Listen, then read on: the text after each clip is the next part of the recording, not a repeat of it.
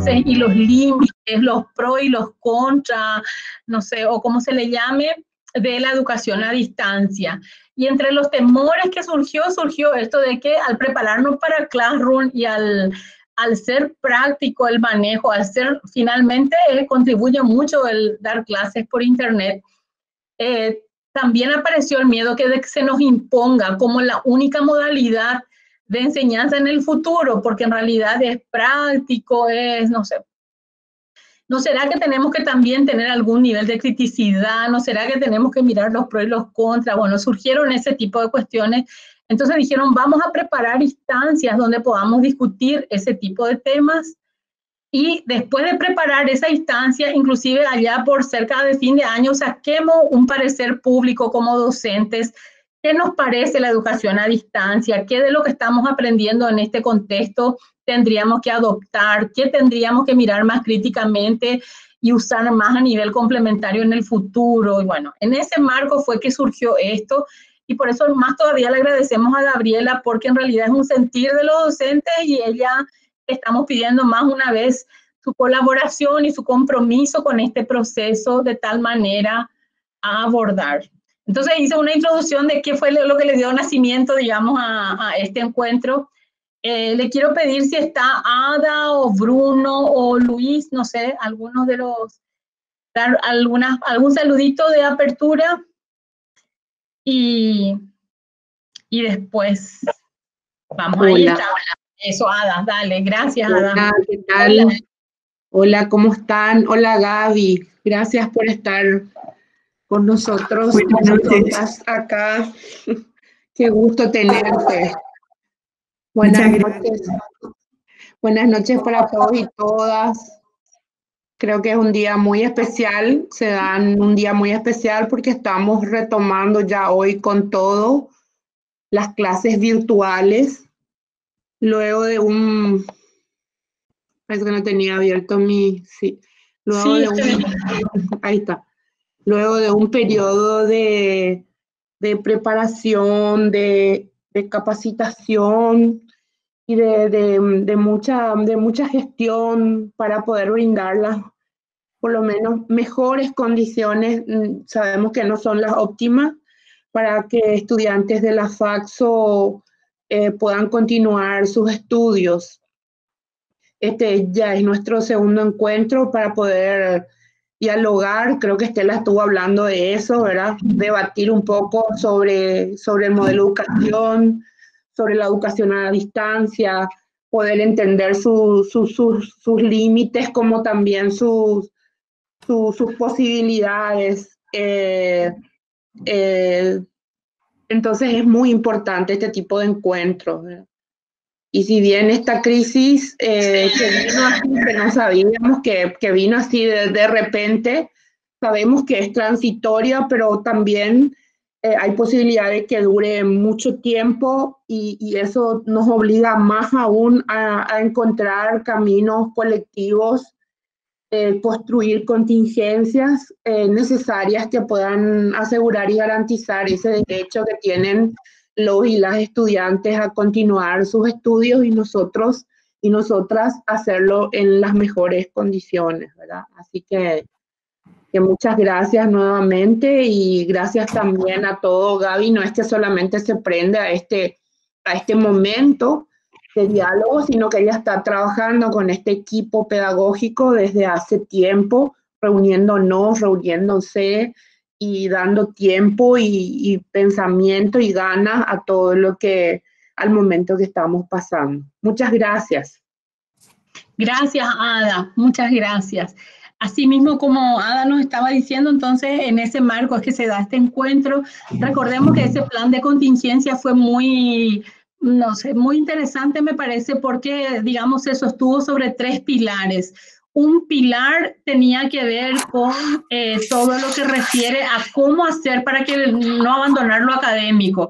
Y para eso los profesores nos pusimos a estudiar Classroom, ahora estamos discutiendo sobre educación a distancia. Los estudiantes se capacitaron en Classroom, llamamos a los profesores que más sabían de Classroom para que ellos también se comprometieran con el proceso y ellos nos enseñaron las herramientas, y dio toda una movida, ¿verdad? El segundo pilar sobre lo cual se sostuvo todo esto, a lo mejor el orden estoy alterando, es todo lo que es el abordaje psicosocial. Entonces se conformó un equipo de una expertise en salud mental para que los estudiantes puedan recurrir por casos, tanto de ellos como de familiares que en este contexto representaban crisis. Hubieron encuentros para poder identificar crisis, seminarios para poder tener algunos elementos y herramientas respecto a eso, atenciones y derivaciones a otras instituciones. Y bueno, ahí toda una capacitación, se mezcló un poco posibilidades de prevención, atender situaciones que ya existían, etcétera. Y el tercer pilar en realidad es todo lo que refiere a lo asistencial promocional. Se generó toda una campaña de Fondo Solidario de Docentes para atender cuestiones emergenciales de los estudiantes. De alguna manera entraría ahí todo lo que respecta a la búsqueda que hizo la FACSO, que recorrió embajadas, recorrió autoridades, o sea, buscó dónde podía, golpeó puertas para ver dónde conseguir tablet para los estudiantes, y hoy el 90% de todos los estudiantes de la FACSO cuentan con tablet. Claro que hay un compromiso, una carta que firman donde no pueden abandonar, tienen que usar para las clases, etcétera. Pero bueno, se da dentro de los marcos. Eso implicó relacionarse con otras instituciones, con una ONG, porque se consiguió con Itaipú, y Itaipú no provee a instituciones estatales directamente. Entonces hubo todo un trabajo. Digamos que hubo entonces lo académico, lo psicosocial y lo asistencial promocional fueron los pilares sobre los cuales se sostuvo este plan de contingencia, y bueno, muchas actividades en torno a eso, y en ese marco está de hoy. Simplemente para recordar y agradecerles a todos y todas quienes nos acompañan.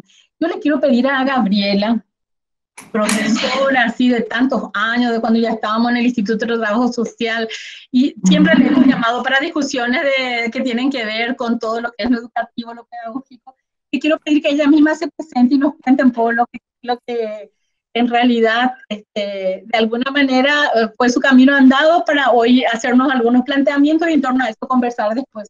Muchas gracias, Gabriela, gracias a quienes están. Bienvenidos, bienvenidas todas, todos, todes. Buenas noches a cada uno y cada una. Gracias por estar aquí compartiendo este espacio. Bueno, creo que cuando pienso en trabajo social me remonta hace muchísimos años. Nunca, no sé si todos saben, pero mi primera opción de carrera fue trabajo social, pero en las circunstancias de la vida me hicieron optar por la psicología, pero bueno, después por amistades en ese lugar, creo que todo el mundo creyó hasta hace un tiempo que yo era trabajadora social, porque me iba a todas las manifestaciones. Yo era una estudiante más de trabajo social, pero y bueno, y siento como que la escuela de trabajo social ahora, después el Instituto de Trabajo Social y ahora ya la Facultad de Ciencias Sociales es en alguna medida mi casa, porque me fui haciendo docente en ese lugar, porque entré como ayudante de cátedra de Rodolfo Elías cuando tenía 23 años, me parece. Ya pasó bastante tiempo, ¿verdad? Bueno, y entonces sí, cierto, siento un compromiso enorme con este espacio de crecimiento formativo y personal y profesional. Y bueno, cuando me dicen al hacer algo de trabajo social, siempre digo que sí. Cuando está la media hora antes me empiezo a arrepentir, porque digo, Dios mío, ¿qué voy a decir? Tengo dudas y todo lo que pueda compartir va a ser de provecho, ¿verdad? Pero como bien decía Estela y también creo Adam al inicio, ¿verdad? Lo que hoy compartiría con ustedes son como mis reflexiones personales y profesionales respecto a todo este desafío que es la enseñanza y que es el aprendizaje, hoy atravesado por una circunstancia particular que, como dicen muchas de las personas que están abordando este tema, que tal vez lo que hace es exacerbar cosas o reflexiones que ya estaban presentes. No es que esta situación nos pone sobre la mesa temas que no estaban presentes, sino que lo que nos hace es como verlos como más fuertes y con mayor evidencia, y como que nos obligan a tomar decisiones que a veces como que las íbamos dilatando, o sea, la discusión de la tecnología en el contexto educativo era algo que estaba presente, pero siempre como que sacábamos de costado o íbamos haciendo alguna que otra cosa. Y creo que el título del conversatorio que hoy proponen desde la Faxo es como un título sumamente desafiante porque justamente plantea tres cosas muy, muy importantes que creo que es importante, valga la redundancia, discutirlas, analizarlas como colectivo, como comunidad educativa y como docentes en particular, ¿verdad? Y al plantear esas palabras, entonces quiero compartir brevemente con ustedes una presentación para como acompañar la discusión.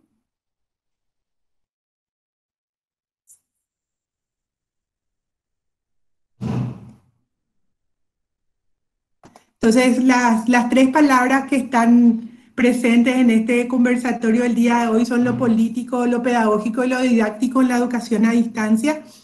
Sí, como ya en esto creo que es el tercer espacio en el que estoy participando como participante en las anteriores discusiones. Ya se discutió en su momento sobre qué era esto de la educación a distancia. Gentili también en uno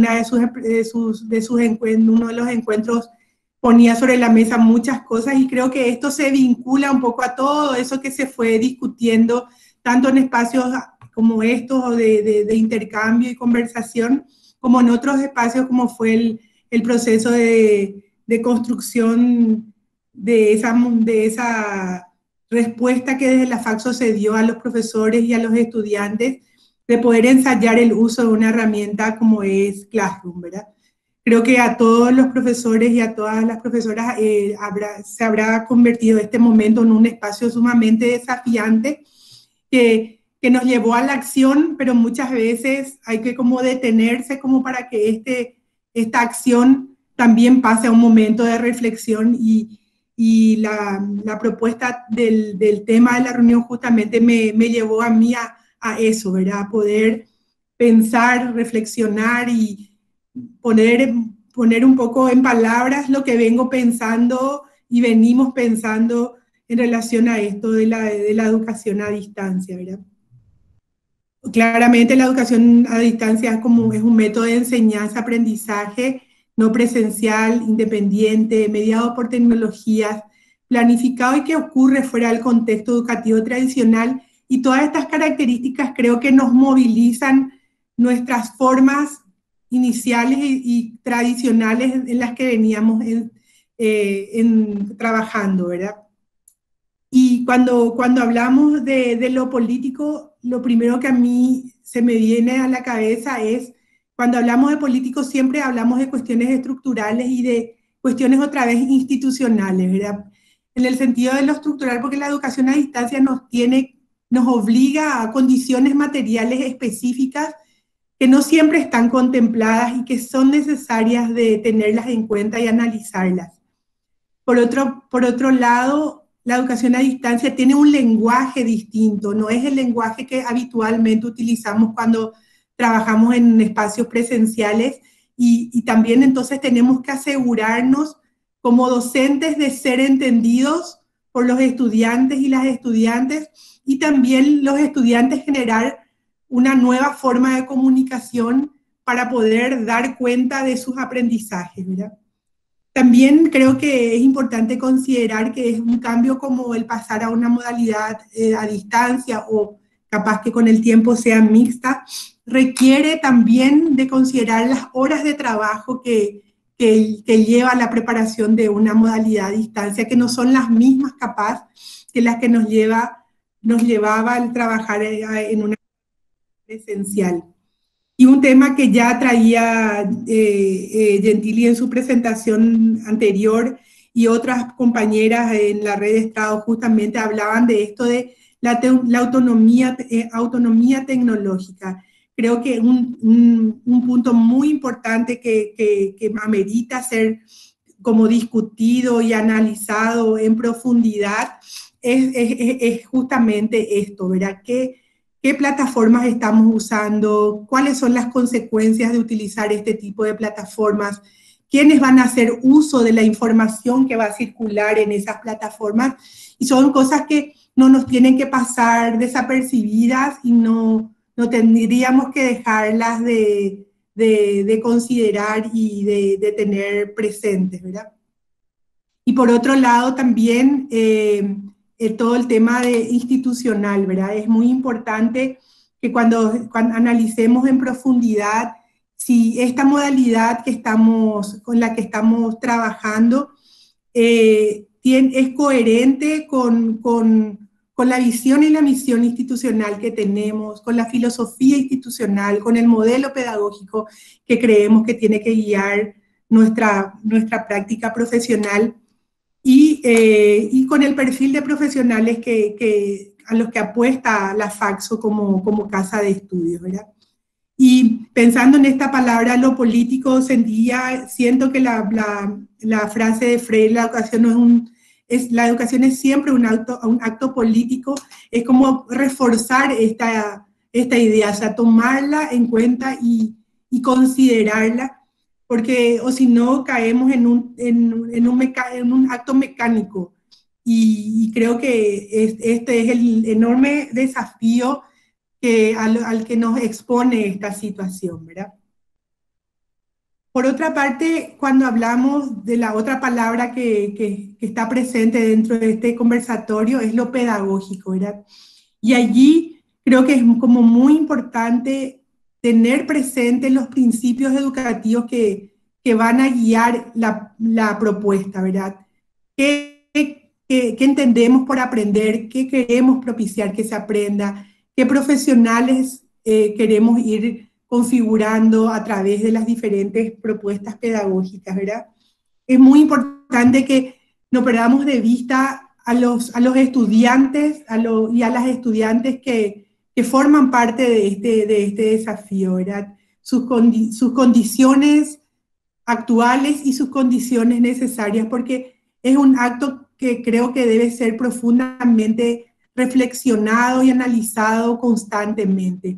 Por otro lado, creo que si esta modalidad se va a quedar o si esta modalidad va a pasar a una modalidad mixta, es muy importante desde mi punto de vista también que pensemos en la estructura curricular, ¿verdad? Porque cuando hablamos de una modalidad a distancia, también requiere reconfigurar algunas materias o maneras de entender este proceso de construcción del conocimiento. Entonces también hay que hacer una revisión de la estructura curricular y de los contenidos programáticos para poder tener presente eso, para ver si realmente se ajusta a esto, ¿verdad?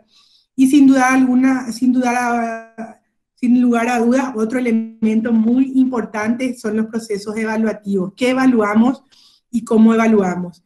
Y como la palabra o la frase clave para mí en este momento en este punto en particular, es el reconocer al estudiante como un sujeto dialógico y tener claramente presente esto de que la educación es un acto dialógico en donde interactúan tanto el sujeto que aprende, entre comillas, como el que enseña, porque en realidad, como bien Paulo Freire nos señala, esto en la pedagogía de Paulo Freire ya no hay un educador y un educando, sino que ambos asumimos ambos roles en todo momento, ¿verdad? Y por otra parte, cuando hablamos de lo didáctico, tengo como elementos muy importantes a considerar, elementos como lo metodológico, asegurar y reflexionar si realmente estamos iniciando procesos de construcción de conocimiento de forma participativa. Yo creo que una de las improntas de la FACSO o una de las apuestas de la FACSO es justamente la de la construcción participativa. Y muchas veces el modelo a distancia cae en una forma de enseñanza tradicional en donde uno lo que hace es transmitir contenidos y plantear ejercicios donde uno tiene que demostrar que entendió lo que leyó de una manera muy mecánica y poco reflexiva y analítica. Y me parece muy importante tener eso súper presente a la hora de analizar nuestro acto didáctico como docentes, ¿verdad? Y obviamente un elemento súper importante es que la modalidad a distancia no es lo mismo que la educación, que la modalidad presencial, o sea que requiere cambios, ajustes y sobre todo es una oportunidad también para no reproducir vicios que tenemos o en los que caemos en algunos casos desde la modalidad presencial, que esta enseñanza tan trabajo o donde el docente es el que da la información y que el estudiante tiene una actitud pasiva y poco comprometida, ¿verdad?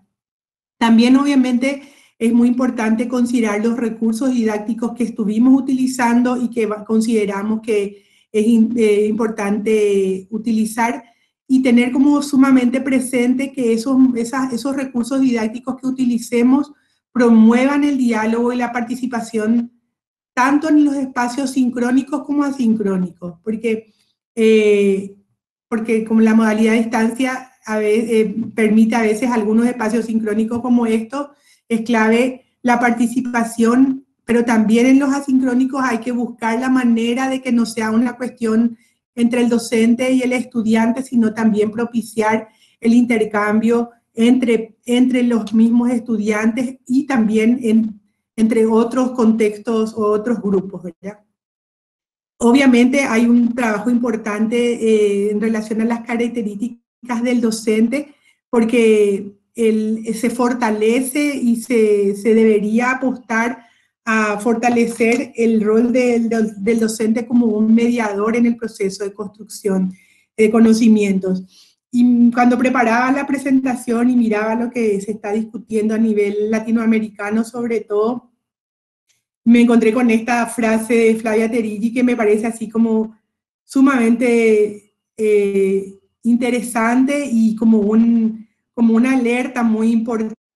Disponer de tecnología no es disponer de didáctica. Y creo que a mí, por lo menos como docente, me interpeló muchísimo esta frase que Flavia Terigi compartía en una de sus presentaciones, en una de sus tantas presentaciones en relación a esta modalidad. Y bueno, y como mi idea es poder habilitar un espacio de diálogo, y esta primera parte es más que nada era compartir lo que yo vine reflexionando sobre todo este tiempo. Me parece sumamente importante dejar algunos puntos o algunas reflexiones o cosas que para mí son sumamente importantes tener presentes y considerar, ¿verdad? Uno que es clave asegurar lo didáctico a través de lo tecnológico. No privilegiar lo tecnológico, sino privilegiar lo didáctico, y lo didáctico entendido por sobre todo como una experiencia que propicia un proceso de enseñanza-aprendizaje sin perder de vista ambos puntos, ¿verdad? Transformar, esto que ya les decía, transformar propuestas educativas de formato presencial a formato virtual no es un acto mecánico y simple, sino que requiere de un proceso reflexivo y analítico importante como colectivo docente.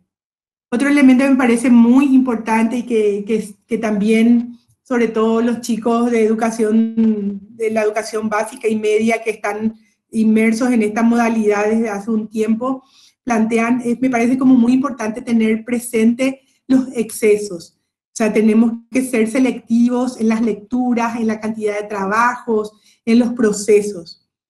Y para mí, tanto la universidad como el espacio escolar y presencial tiene como una característica singular que es el vínculo. Entonces, me parece muy importante preservar o considerar qué acciones vamos a desarrollar para sostener el vínculo como colectivo docente, como colectivo, como comunidad educativa, porque el acto educativo es un acto colectivo esencialmente, ¿verdad?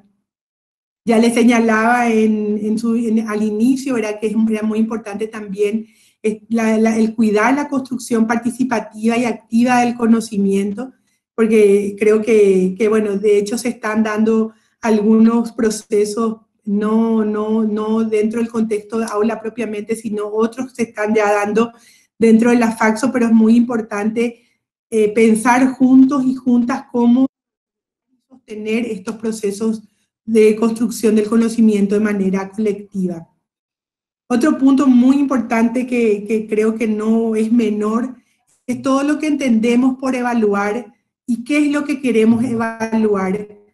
Y también eso nos va a llevar a revisar, porque muchas veces sin darnos cuenta tenemos modalidades de evaluación que privilegian la memoria o la memoria sin reflexión, sin que esté mediada por la reflexión. Y ahora más que nunca, si planteamos esta modalidad a distancia como una modalidad que se puede llegar a quedar, es fundamental pensar sobre qué evaluamos, qué es lo que estamos queriendo recoger, evidencias de qué queremos recoger, y eso va a llevarnos una reflexión muy importante, ¿verdad? Y obviamente creo que un punto sumamente clave que hablaban en otras oportunidades es el tema de la soberanía tecnológica y cuidar en no caer en la mercantilización de los procesos de aprendizaje, ¿verdad? Asegurar para mí, sobre todo, y esto es como para ir cerrando esta primera parte de reflexión, pensar juntos qué es lo esencial del acto educativo dentro de la FACSO, porque no olvidar que repetimos por lo menos con mucha frecuencia que para la FACSO es muy importante el desarrollo del pensamiento crítico para propiciar la transformación social. Y entonces es muy importante que como comunidad educativa podamos reflexionar sobre esto, porque en alguna medida cada uno desde el espacio que trabaja con sus estudiantes tiene que apostar a esto que es como, o por lo menos declarativamente, es como el sello que queremos que caracterice a la FACSO y desde las carreras que desde allí se propongan y se lleven adelante. Para iniciar el conversatorio ponía a consideración estos temas y estos puntos como puntos que me parecen muy importantes tener presentes a la hora de pensar en la educación a distancia y a la hora de pensar por sobre todo la educación a distancia en la FACSO. No sé, en principio esto es lo que estuve reflexionando y esto es lo que me parecía oportuno y necesario compartir, y me parece sumamente importante y válido el poder intercambiar opiniones y planteamientos que cada uno y cada una tenga respecto a esto que es la educación a distancia en la FACSO. Por aquí. Excelente, muchas gracias. Muchas gracias, Gabriela. Estoy mirando el chat y algunos preguntan, ¿este espacio es abierto? Claro que está dirigido a docentes, pero es abierto, no hay problema con quienes nos acompañan, gracias. Es importante es que las y los docentes realizaron la capacitación voluntariamente de las plataformas virtuales como parte de la contingencia por COVID. Ya, un comentario. La charla con Gabriela, gracias a todos. Entonces, ahora abrimos, si alguien de ustedes quiere tomar la palabra y hacer planteamientos, y entramos en conversación con Gabriela. Abiertísimo.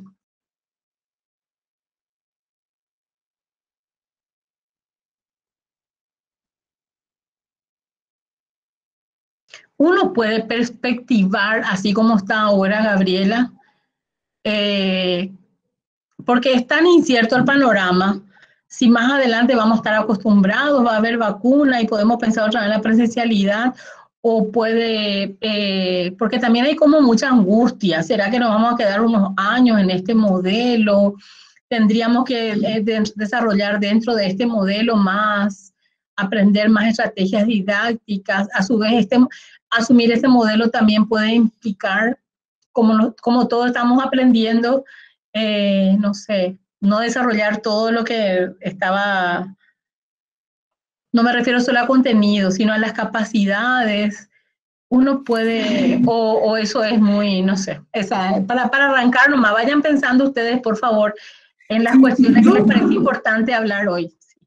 Sí, yo realmente creo que es bueno aprovechar la oportunidad para, para pensar que a lo mejor podría quedarse como un modelo mixto de educación, no solamente como educación a distancia, pero sí como utilizando más recursos digitales para privilegiar el espacio aula más para la discusión, para el análisis y pensar que la apropiación individual de lo que los contenidos, de las lecturas, que a veces sea más un acto personal, por decir, ¿verdad? O sea, yo creo que, al menos a mí, me ha tocado estar participando de experiencias de educación a distancia con cursos de especialización y siento que privilegia, o sea, la educación a distancia tiene un valor que vos tenés una posibilidad de usar tu tiempo de manera personal, pero el espacio de discusión colectiva que se da en algunos casos a través de los foros o en espacios como estos, en donde uno realmente pone el mayor énfasis en lo que es lo dialógico, ¿verdad? Y eso me parece como algo sumamente importante de aprovechar, ¿verdad?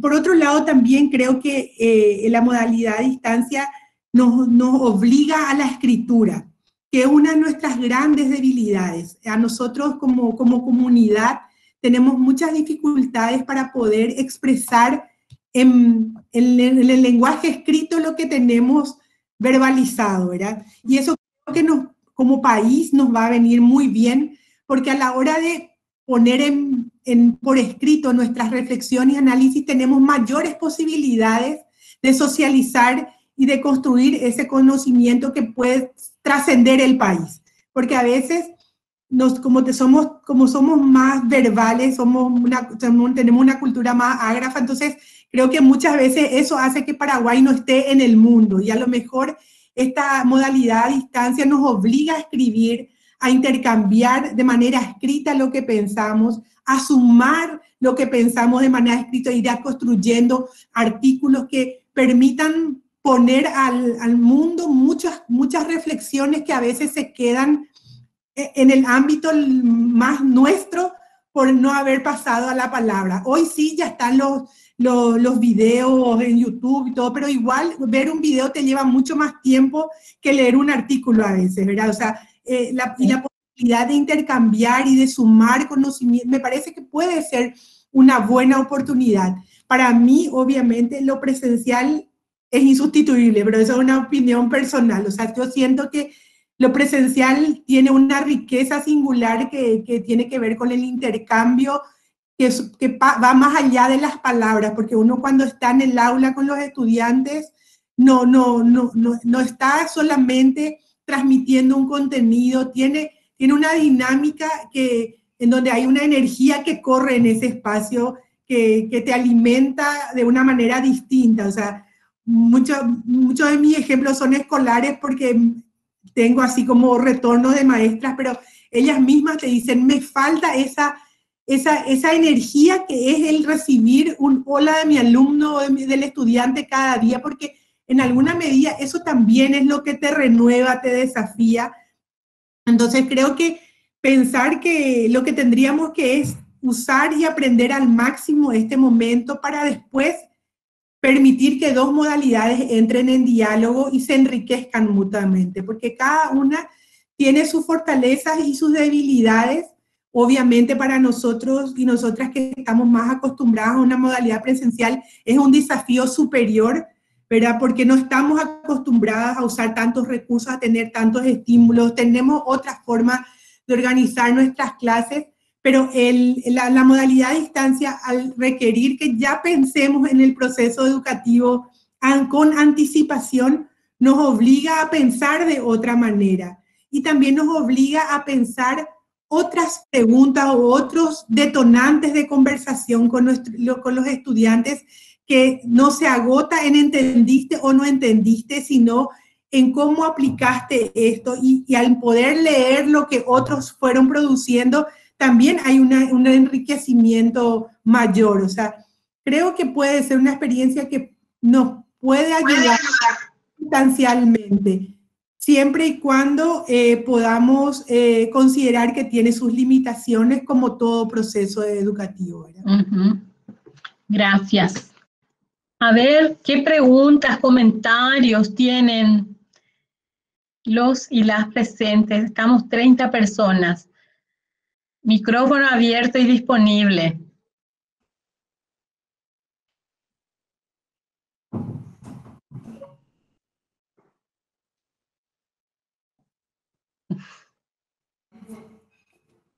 Permiso. Sí, adelante, adelante. Yo, siempre mi problema fue la evaluación. ¿Cómo no ser injusto con el alumno? Porque uno ve el estudiante que participa en clase y después uno ve su examen. ¿Qué pasó? ¿Qué hice con el examen? Dios mío, ¿qué le hice a esta pobre chica? O sea, ¿qué pasó? No sé, ¿por qué lo que pues, sí parecía que entendía, ¿verdad? O sea, siempre mi trauma fue la evaluación. Y ahora en esta parte, peor. O sea, ¿cómo evaluar textos, ensayos? ¿Cuáles son los indicadores, verdad? O sea, porque digamos en el trabajo práctico, inclusive cuando me entregan a mí un texto, yo me reúno con ellos y discuto, ¿y qué es lo que quisiste decir acá? ¿Cómo? Medio examen oral, ¿verdad? Pero ahora no puedo. Entonces tengo ahí un papel y me es muy complicado el tema de la evaluación. O sea, por eso me parece muy importante eso que decía que hay que redefinir. En primer lugar, o sea, la gente, los compañeros me decían de repente algunos, ¿cómo es el Classroom? ¿Qué es lo que hay que hacer en el Classroom? Bueno, primero tienes que tener tu programa de clase completo hasta el último, hasta qué vas a decirle y cuánto le va a costar, cuánto puntaje va a tener tal papelito, ¿verdad? Eso primero, después vamos a ver el Classroom, ¿verdad? Pero a mí se me complica todavía el tema de evaluación. Realmente es complicado.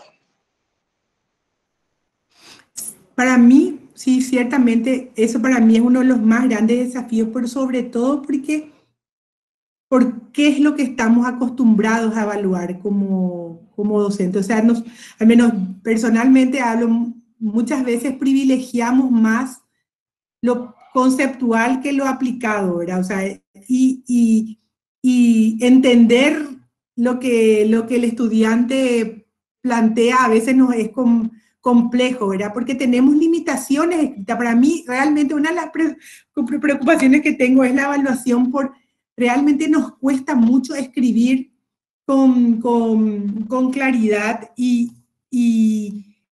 desarrollando las ideas, ¿verdad? Y además también va a obligarnos a pensar en qué realmente es lo prioritario para la materia que yo estoy dando, ¿verdad? ¿Qué es lo que realmente quiero captar que este estudiante o esta estudiante logró aprender? Porque realmente lo que nosotros queremos evaluar es cuánto de lo que vimos a través de los diferentes textos fue el estudiante o la estudiante se apropió, o sea, lo hizo suyo. Y el hacer suyo significa que él o ella reorganiza esos conocimientos en función a sus experiencias, a sus conocimientos anteriores, a la práctica que tiene que tener. Entonces, realmente, por eso para mí, yo le decía que es como muy importante discutir esto, sobre todo por los elementos que utilizamos para evaluar, ¿verdad? En general no conozco mucho los exámenes que la mayoría de los profes hacen en trabajo social o sociología, pero creo que es muy importante mirar cómo estábamos evaluando para ver si esas formas en las que estábamos evaluando son coherentes con la forma en la que enseñamos en esta modalidad, ¿verdad? Porque cuando nosotros, a veces los estudiantes estudian de los apuntes, por ejemplo, ¿verdad? Y ahora no, el apunte es el ordenador, porque la clase, en qué puso énfasis el profesor, qué encerró un círculo en ese momento. O sea, tenés otros elementos que te permiten también hasta distinguir qué es lo importante de lo secundario. Y ahora con esto de la educación a distancia, no tenés todos esos estímulos para distinguir, ¿verdad? En qué poner énfasis, qué es lo central. O sea, hay mucho que discutir en torno a los procesos evaluativos y sobre todo porque yo siento que muchas veces como docentes privilegiamos el recordar o conceptos que antes que aplicar conceptos. Y al hablar de aplicar conceptos, tenemos también un enorme desafío como docentes, porque implica que nosotros y nosotras tengamos lo suficientemente masticado esos conceptos que estuvimos desarrollando para poder comprender y entender las múltiples aristas que puede ir tomando ese mismo concepto desde el propio estudiante. Entonces, creo que el tema evaluativo para mí es un tema que así, al igual que para Bruno, es un tema desafiante que sí, yo me siento así como invitada a reflexionar con otros en cómo hacerlo, desde dónde hacerlo, con qué criterios hacerlo, a fin de realmente valorar ese proceso de aprendizaje que el estudiante tuvo para llegar a comprender los diferentes contenidos que fuimos tratando de transmitir en los materiales utilizados y en las estrategias de enseñanza propuestas.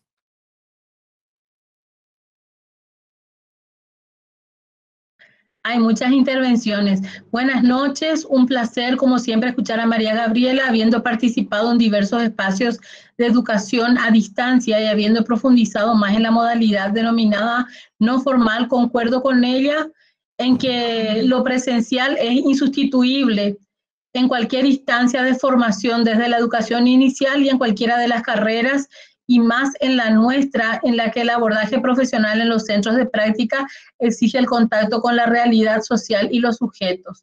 No me atrevo a comparar con la experiencia de curso de especialización, pues esto supone ya una base de formación entre los participantes. Es de María Julia Garcete. Después de la Dirección de Extensión, antes de la pandemia ya existía una vertiente de educación superior virtualizada, tomando en cuenta que la pandemia nos obligó a las universidades públicas en general y a la FALSO en particular a su uso, sin poder haber hecho un proceso más gradual. ¿Qué riesgos se enfrenta en términos que se pretenda que la educación virtual reemplace a la presencial como tendencia? ¿Qué posibilidad eso es la Dirección de Extensión? Y Guillermo Ortega, ¿qué posibilidad existe de realizar una sistematización sobre el proceso pedagógico de los y las docentes que están realizando la experiencia para que nosotras no tengamos que cometer los mismos errores o tener algunas lecciones aprendidas? No sé si estoy muy optimista sobre la posibilidad de la socialización. Todas las intervenciones, qué maravillosas, pero ahí que respecto a la última tengo que decir que la profesora Laura Vareiro está trabajando en la sistematización. Ella pasó unas preguntitas a los capacitadores de Classroom para que reporten eso. Ahora mismo está sistematizando, eso yo tenía que decir al comienzo, errores de la moderadora, ¿verdad? Las asumo y pido disculpas. Ella está sistematizando los planteamientos, tanto los planteamientos que nos realizó Gabriela como los que están surgiendo aquí de los y las participantes. Así que realmente hay mucho que aprender, Gabriela. Todo el tiempo estamos aprendiendo. Esto es tan desafiante y es cierto, esto de guardar los aprendizajes y ponerlos a conocer es un desafío enorme en este momento. Aparte de los planteamientos hechos ahí nomás. Eso comento. Sí, sí, yo creo que, bueno, primero con relación a lo que decía María Julia, sí, es probable que algunas cosas sean insustituibles, pero también es importante que pensemos que si las cosas no retornan, tenemos que ir a pensar en alternativas. O sea, ojalá que esto pase y pronto, porque la manera en que nosotros aprendimos a enseñar es la manera presencial. Entonces, pensar en qué pasaría si no, es como que nos cambian totalmente del chip y es como que muy complejo pensar, pero tendríamos que pensar ir ensayando. Me trae, la intervención de Julia me trae una experiencia personal que tengo un hijo que está estudiando medicina y él estaba sumamente ilusionado con que iba a irse a la muerte y iba a estar ahí en contacto, ¿verdad? Con lo que él soñaba, que era aprender de manera directa, ¿verdad? Y entonces hay que ir trabajando que a lo mejor eso no va a pasar pronto. Y entonces tenemos que encontrar otros modos. No van a ser los mismos, no van a ser los mismos. No van a ser de igual de efectivo, no sabemos porque todavía no conocemos la experiencia y no tenemos la bola de cristal para presuponer. De que va a ser distinto, va a ser distinto. O sea, eso, pero para mí llegar a juicio sin pasar por la experiencia me parece que es como adelantarme a algo que no sé. Yo solo sé que va a ser diferente, pero no sé si vamos a poder plantear de peor o mejor, distinto. Y entonces vamos a tener que ir encontrando nuevos modos de resolver eso que no ocurrió, que ocurría antes con la presencialidad, ¿verdad? En relación a lo que dice Guillermo, creo que, y bueno, que también ya planteó un poco Estela, la intención en la medida de lo posible es poder, según tengo entendido, en alguna medida estoy apoyando a la Laura en lo que Estela compartió, la idea es poder aprender de la experiencia, pero para aprender de la experiencia es muy importante el diálogo. En ese sentido, para mí es fundamental que como docentes todos y todas nos atrevamos a compartir justamente esto, lo que nos costó, lo que nos complicó, lo que nos sirvió, porque en la medida en que no compartamos, eso no se va a poder recoger y al no poder recoger no vamos a poder socializar. Entonces, para mí, así como este espacio que están habilitando hoy, es poder volver a habilitar otros espacios donde nos demos tiempo a aquellos que están probando esta modalidad de ver un poco cuáles fueron las limitaciones que se tuvieron, cómo fueron reparándose, lo que en este momento estamos trabajando con Laura, sobre todo la experiencia de formación a los docentes para el desarrollo de la modalidad no presencial. Y ahí hay un montón de elementos sumamente interesantes.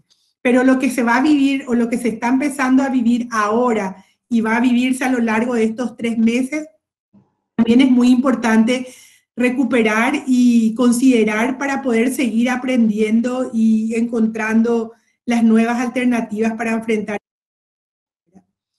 Desde la Dirección de Extensión plantean los riesgos que se enfrentan.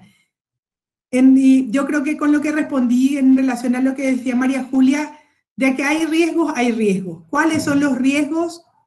No tengo certeza porque es la primera vez que la Faxo va a pasar por esta experiencia, es la primera vez que estudiantes con las características de los estudiantes que llegan a la Faxo van a pasar por esta experiencia. Entonces creo que todo lo que vivamos va a ser sumamente desafiante.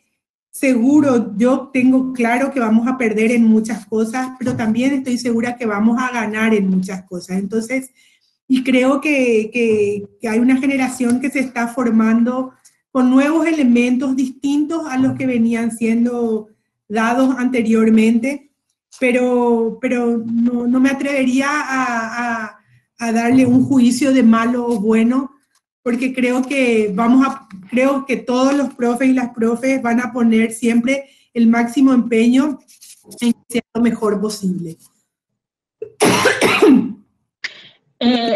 Tiene la palabra César y después la evaluación es un desafío para docentes y estudiantes.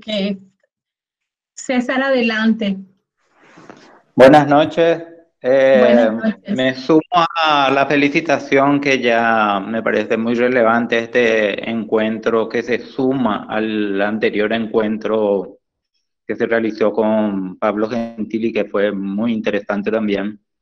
Y con la participación hoy de Gabriela con su exposición me parece bastante clara y que toma los varios elementos que hacen a lo que nos convoca hoy de analizar la educación a distancia. Y también considero que en esta oportunidad la gente está manifestando su interés, que es muy inmediato, en el sentido de saber cómo se enseña, que tiene que ver con lo didáctico, cómo se evalúa, cuáles son las condiciones de construcción de aprendizaje actual. Tenemos los recursos financieros para cubrir las necesidades, tenemos una infraestructura tecnológica para desarrollar, que todos me parecen muy relevantes, pero a mí me parece como que es secundario. A mí me parece que lo principal es el debate político. ¿Y qué implica el debate político? Uno, que ya comenzamos en una desventaja. ¿Por qué? Porque quienes quieren que la educación virtual se constituya en la universidad como una oferta y casi la única, lo vienen pensando desde mucho antes de la pandemia.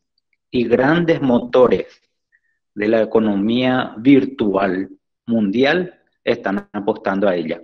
Escuché hace poco que el diario digital El País, El Español, está ofreciendo cursos que hacen a lo que la Universidad Española hacía. Lo mismo está haciendo el gigante Google, que está organizando cursos que, queriendo dar incluso títulos como lo daría la universidad. Y ellos lo vienen trabajando de hace muchísimo. Entonces, a mí me preocupa este tema porque, si bien yo estoy de acuerdo con la educación virtual, creo que mi posición es más crítico en el sentido de que yo no quiero la educación virtual para una mercantilización, para convertir a la educación como una mercancía y los docentes como unos operarios que transmiten de trabajo para estudiantes que se vayan formando solamente para el trabajo y que no hagan ningún tipo de vínculo. Entonces rescato ese punto, los vínculos, que me parece está muy vinculado a lo presencial. Y ahí me parece como un desafío para nosotros porque no es suficiente un concepto de que es importante lo presencial y que es insustituible. Nosotros sabemos eso. Pero ¿cómo le convencemos a un equipo que viene trabajando la educación virtual desde diferentes ángulos, incluso desde la inteligencia artificial, desde la neurociencia, para fundamentar de que la oferta universitaria desde la educación virtual es mucho mejor? Y nosotros me parece que le tenemos que dar elementos pedagógicos al por qué es insustituible lo presencial. ¿Cuál es el elemento del vínculo que sustenta esa afirmación? Ese me parece como que es un debate pedagógico que es muy relevante. Está vinculado a otros también, como la necesidad sociológica, la necesidad psicológica. Hay un montón de elementos asociados, ¿verdad? Me parece relevante. ¿Y por qué me interesa mucho esto de lo político en esto que se estaba presentando Gabriela? Estaba presentando desde lo estructural, institucional, porque me parece que este es el punto de partida. Nosotros entendemos muy bien que la universidad y la educación es un campo de lucha, y es un campo de lucha entre lo público y la mercantilización. Son dos proyectos ahora que están en puja. Y aparentemente la mercantilización está ganando terreno en esta virtualidad, en este momento, aprovechando la pandemia. Ellos aprovechan todo, no importa qué catástrofe haya en el mundo, para ellos es una oportunidad para avanzar en la mercantilización. Y esto lo están haciendo ahora. Y si nosotros entendemos que la educación y la universidad es un campo de lucha político, entonces tenemos que discutir, me parece, ¿qué entendemos por educación?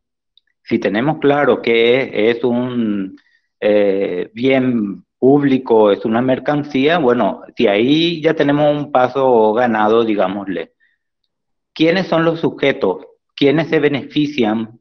¿Para qué tipo de sociedad es la que tenemos que trabajar? ¿Para qué tipo de universidad no sirve para ese tipo de universidad, para ese tipo de educación y sociedad. Una educación virtual, bueno, entonces bienvenido sea. Si no nos sirve del todo y tenemos que hacerlo mixto, bueno, adoptemos lo mixto entonces.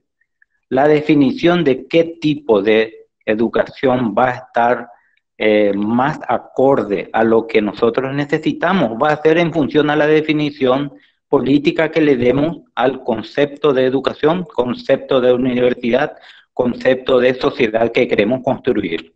Y si ahí nos sirve incluso lo que están haciendo muchos de salir a recorrer, qué sé yo, las compañías como para hacer educación, bueno, nos sirve también entonces. ¿Se entiende? Entonces, acá la definición política me parece que es un debate central y es en esta ocasión un momento, me parece, propicio para pensarlo. Y a eso se están uniendo dos temas que bien Gabriela los señaló y que quiero remarcar nomás, no porque nos olvidemos del punto, sino porque me parece relevante. Uno es la soberanía pedagógica. La soberanía pedagógica da respuesta a estas preguntas que estaba señalando.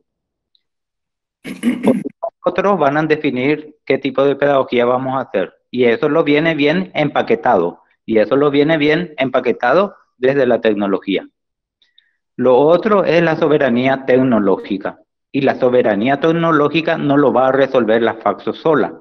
Lo va a tener que resolver la UNA en su conjunto. Incluso el país en su conjunto, como bien lo definió Pablo Gentili. Este va a ser un campo necesario y de lucha. Yo no sé qué tanto estamos comprendiendo la magnitud de lo que implica la soberanía tecnológica, que tiene que ver con los procesos de mercantilización o con procesos de una universidad que construye ciencia y sus resultados son autónomos y sus resultados sirven a una sociedad y a la construcción de lo que necesita una sociedad.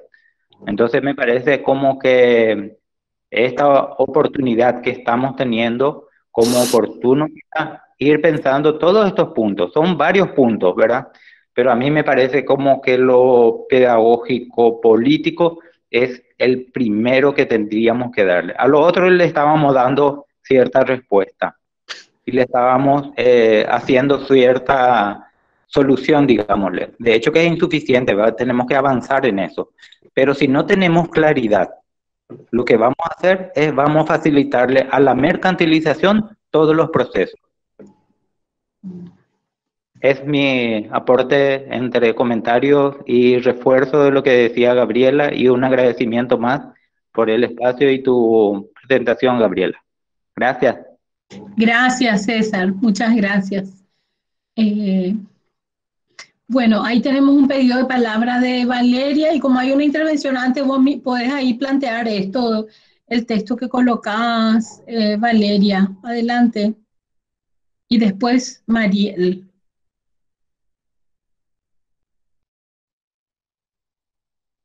Valeria. Perdón, se me traspapeló el micrófono. Sí, muchas gracias por la palabra. Realmente muy interesante la intervención de César. Muchísimas de las cosas que él dice yo podría subrayar porque pienso muy parecido. En este contexto, el artículo que compartí con ustedes, lo vi justamente hoy, y muestra un poco cómo esta cuestión de los nuevos medios y sí, que realmente desde que hay procesos que ya estaban dados, pero como dijo Gabriel al comenzar, esta situación de la emergencia sanitaria nos hizo ver las cosas de una manera mucho más aguda. Entonces, de pronto tuvimos que ver el mundo, las relaciones, el trabajo y la educación a través de un solo medio. Y eso nos dejó como un poco como paralizados, ¿verdad? Y podemos ver en este momento y en ese sentido es un momento muy interesante para poder ver realmente qué realmente es lo que de lo que nosotros soñamos, de lo que nosotros queremos, de lo que nosotros podemos ser como educadores, puede pasar por este medio, porque no puede pasar todo, ¿verdad? Y eso es para cualquier medio así, o sea, con la televisión podemos ver solamente determinadas cosas, la cámara muestra solo algunas cosas, con los libros pasa lo mismo, y bueno, y con este enorme medio que algunos le llaman que es el medio de los medios, también pasa eso. Y también detrás de este medio hay intereses. El medio tiene sus reglas, como cualquier otro medio, pero también están los que usan las reglas de este medio para instalar un modelo económico que, por ejemplo, tiene dos ejes muy importantes que son el robo de nuestra atención, o sea, ellos trabajan, un capital importantísimo para ellos es nuestra atención. Entonces, y ese es un recurso muy cortito, la atención. Entonces, detrás de eso hay algoritmos que direccionan hacia nuestras conductas, que predicen nuestras conductas, ¿no? Y hay mucha afectivización también, o sea, la cuestión del pensamiento racional, más crítico, reflexivo, que estaba muy fomentado por la escritura, pasa menos con este medio, pasa menos, no porque el medio no tenga la posibilidad de hacerlo, como dijo Gabriela, uno puede utilizar esa cuestión de la escritura, que también es muy fuerte, sino porque los que detentan en este momento las reglas del medio tienen otro proyecto, y ese proyecto es un proyecto comercial, ¿verdad? Un proyecto economicista del ser humano. O sea, nosotros tenemos que decidir si queremos seguir teniendo el hombre político, el ser humano, en el sentido de ser humano político, o un ser humano meramente económico, sin que la economía esté mal, pero cuando caemos en cualquier economicismo, eso tiene consecuencias. O sea, en la línea un poco de lo que decía César. Sobre este documento, lo que les puedo leer es un artículo que muestra, les voy a leer cómo ellos lo presentan, ¿verdad? Solía preguntarle a cada adolescente que se presentaba a la universidad por qué quería ir a la universidad en primer lugar. Pocos tenían una respuesta lista. La mayoría, después de un momento, decían que querían ser capaces de conseguir un trabajo.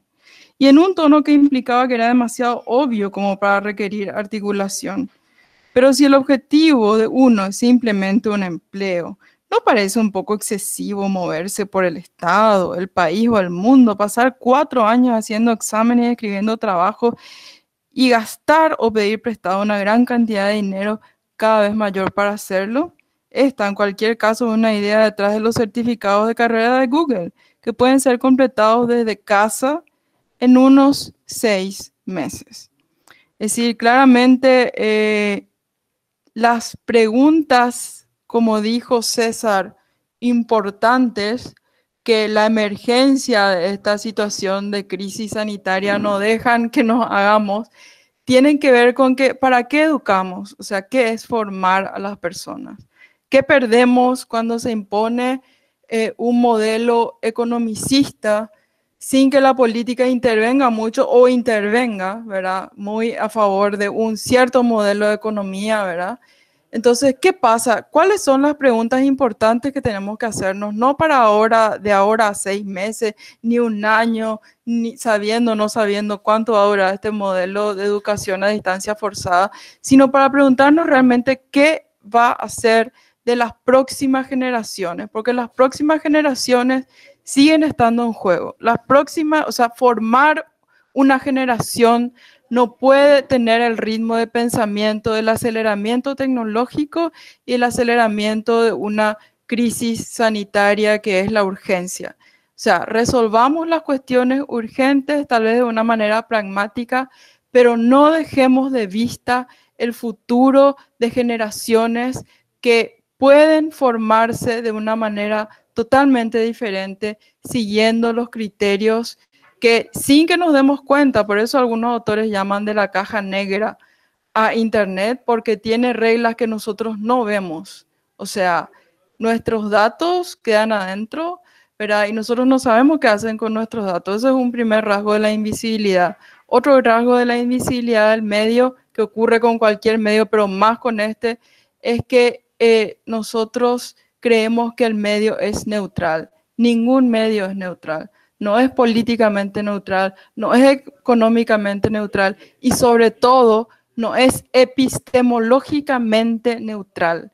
Un medio es una forma de acceder al mundo y tenemos que ser conscientes, bien conscientes de qué del mundo nos permite ver y conocer este medio. Pensando en los niños, en este momento pienso sobre todo en los niños, tal vez porque tengo un niño chico todavía, pero también en los estudiantes que tenemos, ¿verdad? Porque todos tenemos derecho a conocer lo máximo posible del mundo y estar en condiciones de tomar responsablemente decisiones que nos ayuden a construir un mundo mejor y ser lo mejor que podemos ser. Muchas gracias. Gracias, Valeria.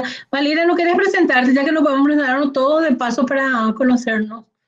Si querés, sí. Yo a mí misma. Bueno, sí, yo soy docente en la Universidad Nacional Asunción, en la carrera de licenciatura en lengua alemana. También coordino la licenciatura en lengua alemana. Yo me formé en Paraguay, en la Universidad Católica. Fui compañera de estudio de Gaby. Pero no en psicología, sino en ciencia de la comunicación. Después hice una maestría en Alemania, en educación, en sociología y en filología hispánica.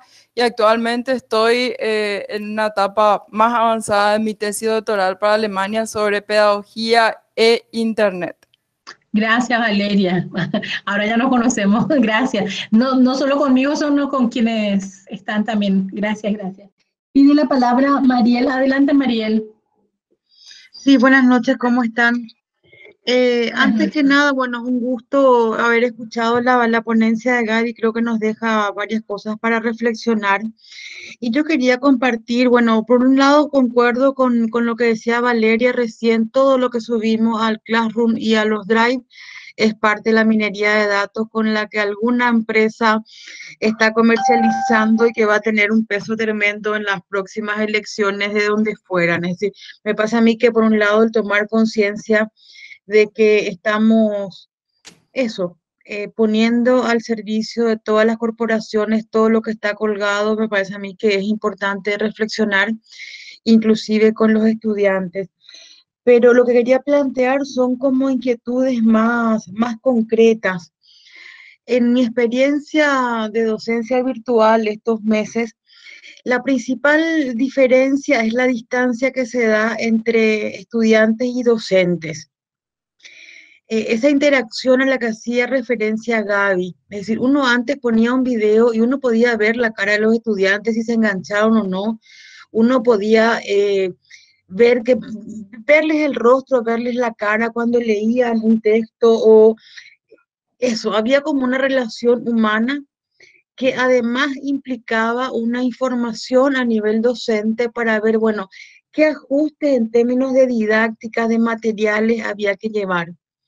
Y ahora, bueno, por X motivo, con mucha suerte, hay un 10% que pone la cámara y el resto uno ve estas mismas fotos que estamos viendo ahora. Es decir, no hay ningún tipo de interacción. Y si hay, es mínima con un grupo muy pequeño que son siempre los mismos, que ayudan a dinamizar la clase, pero uno no sabe si mientras está haciendo el esfuerzo de que alguien le entienda, esa persona capaz que inclusive tenga, no sé, puesto en volumen cero la máquina. Entonces, para mí esa es una dificultad muy grande. Yo no sé si hay algún tipo de técnica, de magia, de cómo hacer para que ese vínculo que existía se pueda de alguna manera recuperar o no. Lo otro vinculado a eso mismo, me parece súper interesante cuando pensamos en cuál es nuestro rol político en la educación, entendiendo que la educación es intrínsecamente política, pero creo que también sería un desafío importante para la FACSO, no solamente que pensemos en ese rol desde la docencia, porque creo que así como decía Gaby, que mencionó varias veces a Freire hoy, es un diálogo entre iguales, digamos, donde aprendemos al tiempo que enseñamos y eso independientemente a dónde estemos ubicados. Y en ese sentido es como que ¿no? ¿Cómo ven hoy los estudiantes el tema, la dimensión política de la educación? Porque creo que esto de la mercantilización es algo que se acelera y se profundiza probablemente con la educación digital, pero que ya viene de un largo proceso, digamos, de educación bancaria, que viene de un largo proceso de elitización de la universidad. Creo que mucha gente va realmente por el título y de paso a lo mejor logramos despertar interés por alguna cosa que no sea simplemente el certificado que le va a permitir a lo mejor, y si tiene suerte, un mejor puesto laboral. Y lo otro es que también, y me quedé pensando mucho en eso, hoy mucho más que antes, coloca al docente en un nivel de superioridad que antes no se tenía. ¿Sí? Y no me refiero solamente a que uno podía poner las sillas en círculo en el aula, sino que uno tiene el control de silenciar el micrófono de un estudiante, de darle la palabra o no. No sé cómo me pasa a mí que también el tema del poder docente, y además el que en teoría maneja un poco más la tecnología, crea cada vez más distancias. Entonces, en concreto, mi pregunta para Gaby es cómo uno lo puede, con estas virtualidades, intentar de que sea una cuestión mucho más dialógica y de igual a igual el proceso de enseñanza y aprendizaje. Gracias. Gracias, Mariel. Después, muy interesante el espacio, dice Alejandra Garay, y Valeria dice, es una interacción con una imagen, respecto a lo que decía Mariel. Adelante, Gaby. No sé si hay otra intervención más, porque de no ser así, a lo mejor le damos a Gaby ya para, si quiere comentar, no sé, colocar, pero sería como que la última colocación. Entonces, si alguien quiere colocar algo, lo hace brevemente y después quedamos con Gaby. Valeria, pedí la palabra otra vez sobre el punto. Bueno, solamente que te pedimos ser concreta. Disculpa. Sí, sobre la pregunta de Mariel, mira, esto no deja pasar el cuerpo, ¿verdad? Entonces, lo que hay que hacer en lo posible es fomentar técnicas de interacción entre los participantes, entre los estudiantes. Hay muchísimas herramientas que te permiten hacer, por ejemplo, escrituras colectivas. Ayuda a veces incluso mucho la posibilidad que te ofrece el medio de que muchas escrituras pueden ser anónimas, entonces los que tenían más vergüenza de expresarse ahora pueden expresarse más libremente en la escritura, etc. Es decir, la cámara, nuestra cultura es muy de contacto, ¿verdad? Te lleva mucho. Entonces, en lo posible usar la cámara, a pesar de que no es lo mismo, pero acercándose. Bueno, eso es lo que yo podría contribuir, porque para no ser larga. Muchas gracias, Valeria. Muchas gracias por todo tu aporte. Gracias. Ahora sí, quedamos con Gabriela y sería así como el cierre, digamos, de este encuentro tan interesante que hoy tuvimos. Sí. Adelante. Bueno, yo creo que lo que plantea Mariel, para mí, o sea, creo que tenemos que ir descubriendo esas formas.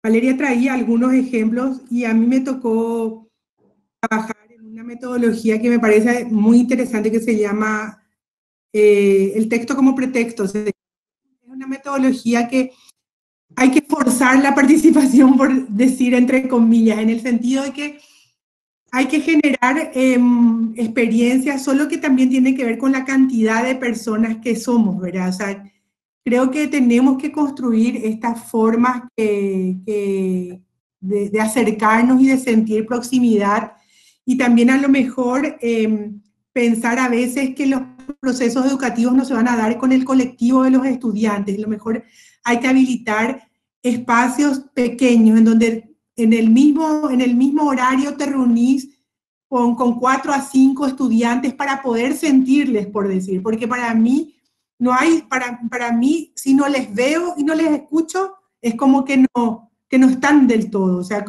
como dice Valeria, es como su imagen, y hay veces está prendida la cámara, pero ellos están haciendo como que son estudiantes, pero en realidad están en otro planeta, no están en la clase. Entonces la única manera es mezclando para mí la imagen con la palabra, ¿verdad? Y creo que tenemos que ir ensayando esas maneras, y por eso también para mí va a obligar, si esta modalidad persiste por un tiempo, es pensar en que los procesos de clase se estructuran de otros modos, que no necesariamente esas 2 horas de clase que vos tenés acostumbradamente con los 30 estudiantes, tal vez distribuyas en 15 minutos con grupos de 5, por ejemplo, ¿verdad? Para poder realmente hacer este diálogo colectivo y más próximo, ¿verdad? Entonces, creo que sí, que tenemos que ir descubriendo esos modos y encontrando las maneras de mantener en parte el vínculo, porque creo que no va a ser igual, y comparto plenamente con todos. O sea, y sí, como dice César, creo que el espacio quedó corto finalmente. Yo pensé que íbamos a terminar rapidísimo. Creo que realmente seguir discutiendo todo esto que implica, que ya Gentili nos traía y que otra vez César hoy nos recordaba, y que en su inicio también les decía, y que Valeria pone, y que Mariel, o sea, esto político-pedagógico creo que merece ser trabajado entre todos y entre todas con mayor profundidad. Para mí no están escritas todas las cosas, o sea, creo que solamente, y creo firmemente que en el espacio de diálogo y en esa confrontación y acuerdos y desacuerdos vamos a ir desenredando todo esto que nos habilita el que se nos imponga esta modalidad como una modalidad que refuerza formas de enseñanza con las que de repente no estamos de acuerdo, no son coherentes con nuestras creencias genuinas, ¿verdad? Pero creo que realmente quedo sorprendida del espacio de discusión y análisis, porque siento que lo que pude aportar detona una reflexión a un cuerpo docente y a otras personas que están inquietas respecto a todo esto que significa la educación con estas modalidades, y sobre todo con esta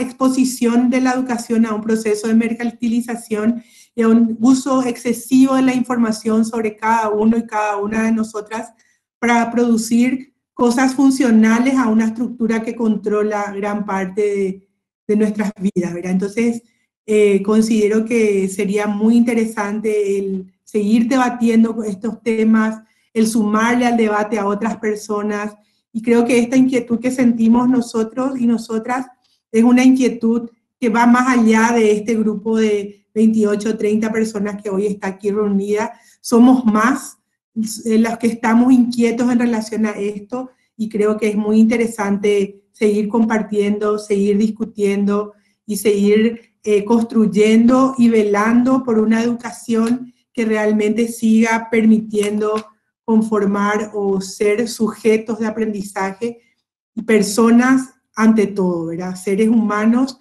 que seguimos creyendo en que la transformación del mundo es posible.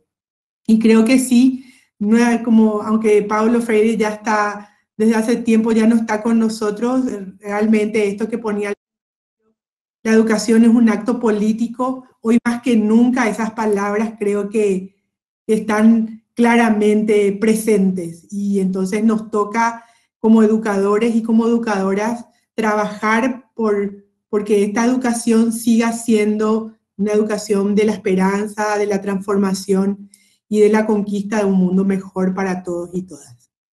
Muchas gracias por el espacio y seguimos en contacto y conversando.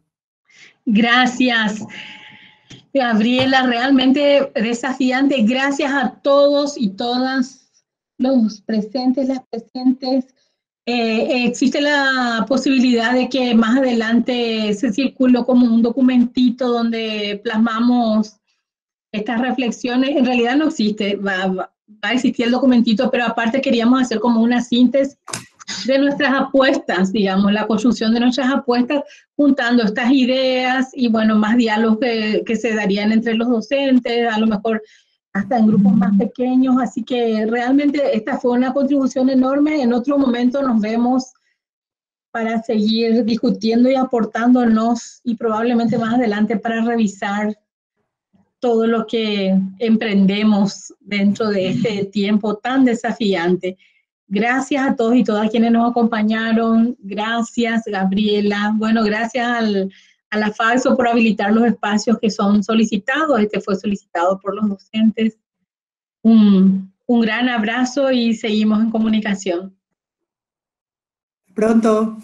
Hasta pronto.